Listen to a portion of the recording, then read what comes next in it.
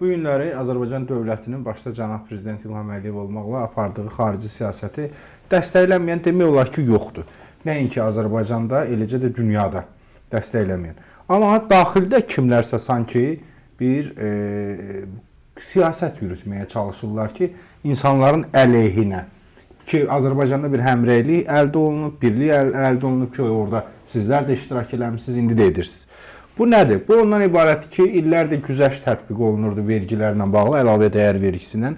Onun ləğv edilməsi nəzərdə tutulur. Nəqliyyatın qiymətində artım, biri gəlir kommunala limit qoyur, biri gəlir nə bilim artıq pul yazır, biri taksi özündən çıxardır 10 dəqiqəlik yola 40 manatlıq bir taksi xidməti tətbiq eləyir. Kimdir ölkənin içində bu siyasəti aparan ki, Azərbaycan dövlətinə xaricdən heç kimlərin, nə Makronların, nə Bidenlərin təsir edə bilmədiyini bunlar içəridə başlayıblar Azərbaycan insanına bu problemləri yaratmağa. Zahir bəy, hakimiyyət qolları xalqın iradəsi ilə, sözün həqiqi mənasında yaradılmayana qədər Azərbaycandakı vəziyyət get-gedə pisləşəcək. Məsələn, monopolistlər, ayrı monopolistlər, ayrı oliqarxlar öz maraqlarını müdafiə edəmir. İstənilən qanunu çıxartıra bilirlər. İstənilən sərəncam. Məsələn, ayına bir dənə sərəncam verir, birdən-birə milyon. Və bir də baxır ki, aynanın rəhbəri mətbuatdan var, neçə milyonluq ev alır.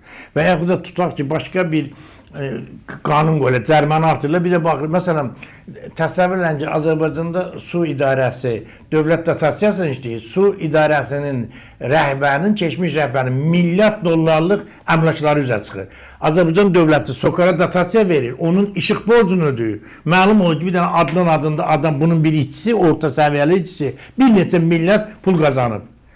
Yəni söhbət bundan gedir ki, bir var dövləti gücləndirmək üçün əlavə iqtisadi belə də mənbələr tapıb onu da yönətsələr əgər o az təminatlı ailələrin təmin olunsun, bu başqa məsələ. Bir də var ki, bu qiymətlərin qaldırılması, bu cərimələrin qaldırılması absolut dövlətin mənafeyinə uyğundur. Bu ayrı-ayrı idarələrin, məsələn, yol nəqliyyat bilirsiniz, bu cərimələr var. O cərimələrin 30-40%-i qanun ilə veriblər ki, cərimə eləyənlərə çatır. Kim çatır nə deməkdir? Yəni bunun hamısı, yəni bu çox yanlış bir şeydir. Hər bir təşkilat özü əlavə gəlir gətirmək üçün, məsələn, bu nədir bu yollarda? Parkovkalar qoyublar 70 qəpikdir, 1 saat 70 qəpikdir. Halbuki bu yerdə daha bağlıdır. Hələ 1 manat, 2 manat olan da var. Nə deməkdir bu? Nə deməkdir? Nəyə görə? Axı bundan əvvəlcə 20 qəpikdir, o adamlar baxanda 20 qəpikdir də. Hətta onun özü də vətəndaşa. İndi hələ də bunu getdikcə qaldırmaq istəyirlər. Və yaxud da cərimələr var ki, adi bir cərimə var. Məsələn, maşının təkəri sarı xəttə dəydisə və yaxud da bir çox svetoforlarda düşünülmüş yerdə sarı işıq yoxdur. Yaşıl işıq dərhal keçir qırmızı işığa. Sən yaşıl işığı görsən, o xəttə çatanda birdən qırmızı işığa keçdiyinə görə artıq sən qırmızı işığı keçmir. Və bir də baxsan 200 manat cərimə gəldi. Yəni bütün bunlar düşün və yaxud da mən bir şey müşahidə etmişəm, Zahir bəy. Deməli, Bakıda bunu bir neçə dəfə özüm şahid olmuşam. Deməli, vətəndaş durur, polis durur o zolağın yanında. Vətəndaşların keçməsi, o zəbir deyil, o yox. Deməli, vətəndaş durub hərəkət eləmir. Düşüb durub birinci zolaqda. Sən də baxsan, o gəlmir də, keçirsən dərhal.